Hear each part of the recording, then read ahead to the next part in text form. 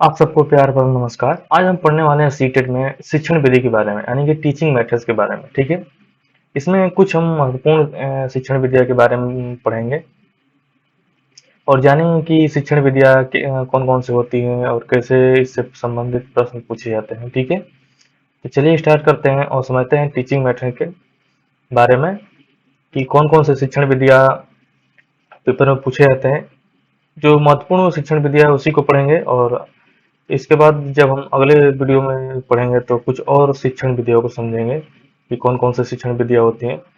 तब तक के लिए हम कुछ महत्वपूर्ण शिक्षण विधियां इस वीडियो में पढ़ेंगे। ठीक है, ये वीडियो छोटा होगा लेकिन जितने भी महत्वपूर्ण शिक्षण विधियां होती हैं उनको हम इसमें कवर करेंगे। ठीक है, तो चलिए स्टार्ट करते हैं और समझते हैं टीचिंग मेथड्स को। ठीक है, तो टीचिंग मेथड में जो पहला विधि आता है उसको हम आगमनात्मक विधि कहते हैं, यानी कि इंडक्टिव मेथड कहते हैं। ठीक है, आगमनात्मक विधि क्या होता है इसको हम देखते हैं। ठीक है, आगमनात्मक विधि में क्या होता है कि इसमें इस विधि में पहले उदाहरण दिया जाता है, यानी कि आगमनात्मक विधि जो होती है इसमें पहले हम कोई भी चीजें जो करते हैं उसमें पहले हम उदाहरण देते हैं। ठीक है, और फिर उन उदाहरणों के आधार पर नियम बनाए जाते हैं। ठीक है, यह विशिष्ट से समान की ओर कार्य करता है, यानी कि स्पेसिफिक टू जनरल की ओर काम करता है। ठीक है, पहले क्या करते हैं कि हम किसी चीज को बताने से पहले उसका उदाहरण देते हैं। जैसे मान लीजिए कि हमको संज्ञा बताना होगा, तो संज्ञा को बताने से पहले हमको उसका उदाहरण देना होगा। जैसे मान लीजिए कि राम है, श्याम है,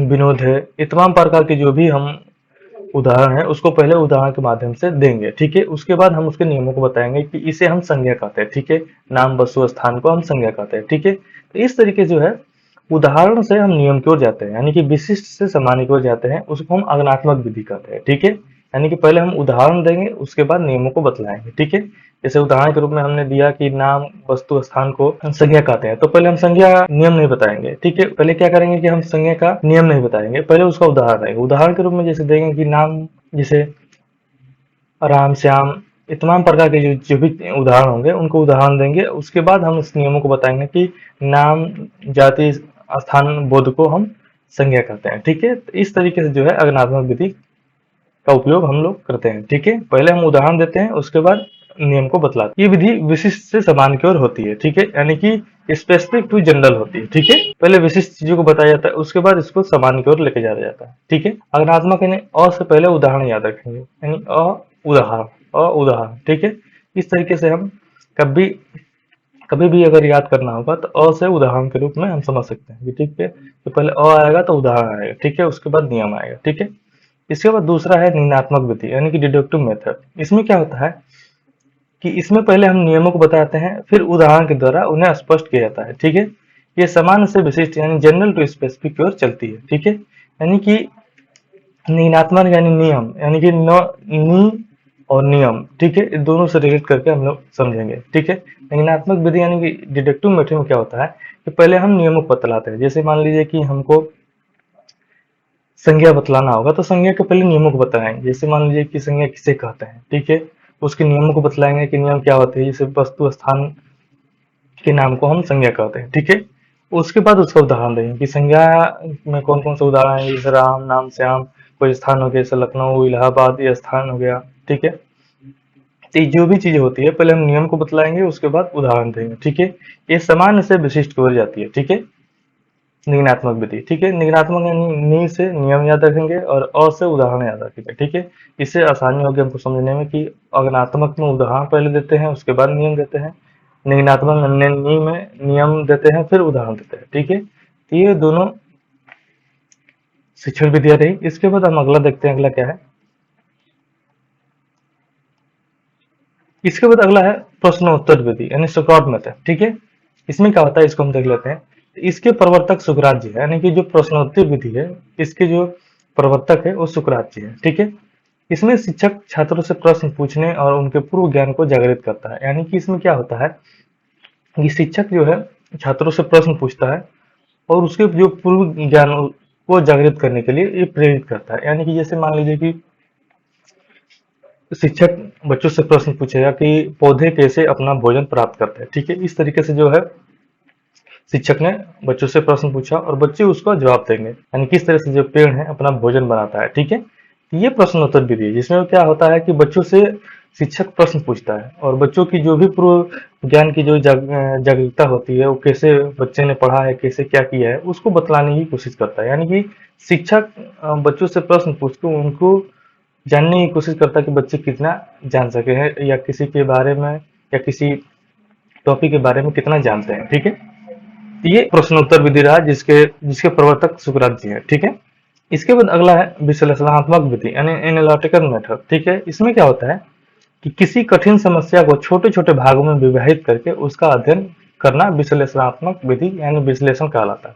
ठीक है, यानी कि कोई जो समस्या होती है, जैसे बच्चों को पढ़ाने में कोई समस्या आ रही है, तो हम क्या करते हैं कि उसको छोटे छोटे भाग में विभाजित करके उनको समझाते हैं। ठीक है, जैसे मान लीजिए कि दिल्ली बहुत दूर है। ठीक है, एक वाक्य हो गया। ठीक है, तो इस वाक्य को अगर बच्चों को समझाना होगा, जैसे छोटे बच्चे होते हैं तो ये पूरे वाक्य एक साथ नहीं पढ़ पाते हैं। ठीक है, तो उनको समझाना होगा तो क्या करेंगे कि इस जो भी वाक्य है इसको छोटे छोटे शब्दों में तोड़ देते हैं। ठीक है, और बच्चों को समझाते हैं, जैसे पहले दिल्ली, उसके बाद बहुत, उसके बाद सुंदर है। ठीक है, तो इस तरीके से जो है बच्चों को तोड़ तोड़ के छोटे छोटे भागों में विभाजित करके हम वाक्यों को समझाते हैं। ठीक है, तो ये विश्लेषणात्मक विधि हुई। ठीक है, यानी कि दिल्ली बहुत दूर है, एक वाक्य में बच्चे नहीं बोल पाएंगे तो उसको छोटे छोटे भागों में विभाजित करके हम उनको समझाते हैं। ठीक है, तो ये विश्लेषणात्मक विधि है, एनालिटिकल मेथड हुआ। ठीक है, इसके बाद अगला है संश्लेषणात्मक विधि यानी सिंथेटिक मेथड।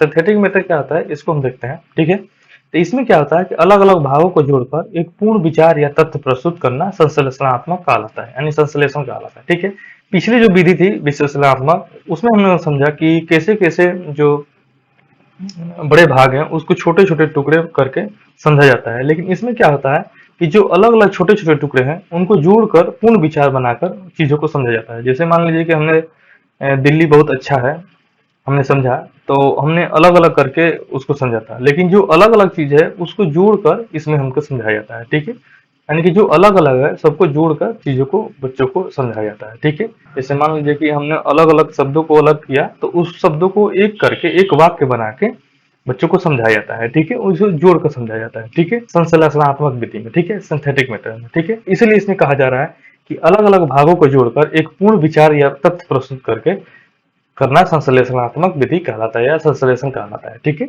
यानी कि पिछली वीडियो में विश्लेषणात्मक में हमने अलग अलग करके चीजों को समझा, लेकिन जो संश्लेषणात्मक में है उसमें अलग अलग चीजों को एक साथ जोड़ के समझा जाता है। ठीक है, ये दोनों में अंतर है। ठीक है, इसके बाद अगला है समस्या समाधान विधि यानी प्रॉब्लम सॉल्विंग। प्रॉब्लम सॉल्विंग क्या होता है, इसको हम देख लेते हैं। ठीक है, इसमें क्या होता है कि यह विधि छात्रों के आलोचनात्मक सोच और वैज्ञानिक कौशल को विकसित करता है। यानी कि समस्या समाधान विधि में क्या होता है कि बच्चों के सामने हम कोई समस्या देते हैं जिसको बच्चे अपने सोच से, अपनी ज्ञान से और अपनी विवेक से और वैज्ञानिक कौशल से जो भी समस्या होती है उसका समाधान करते हैं। जैसे मान लीजिए कि हमने कोई टॉपिक दे दिया बच्चे को, और टॉपिक दे दिया और उसको इसी तरह से छोड़ दिया। ठीक है, तो बच्चे उस पर अपना विचार रख के, अपना वैज्ञानिक कौशल रख के चीजों को समझेंगे और उसका निदान करेंगे। ठीक है, तो ये समस्या समाधान विधि होती है। ठीक है, इसके बाद अगला इसी में आता है खेल विधि यानी प्ले वे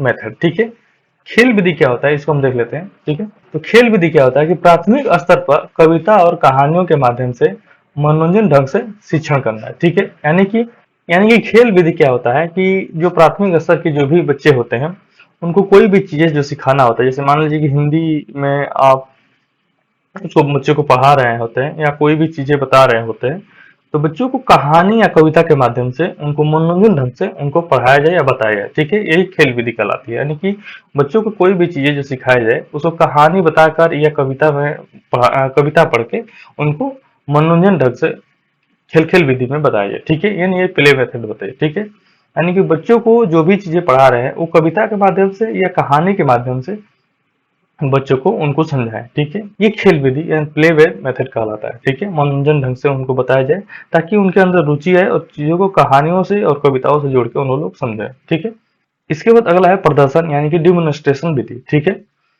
इसमें क्या होता है इसको देख लेते हैं। तो ये अनुभव आधारित विधि है जिसमें शिक्षक किसी प्रक्रिया को चरण दर चरण तरीके से प्रस्तुत करता है। ठीक है, यानी कि प्रदर्शन विधि में क्या होता है कि, तो इसमें क्या होता है कि ये अनुभव आधारित विधि है जिसमें एक शिक्षक किसी प्रक्रिया को चरण दर चरण तरीके से प्रस्तुत करता है। ठीक है, यानी क्या होता है कि जो ये प्रदर्शन विधि होती है।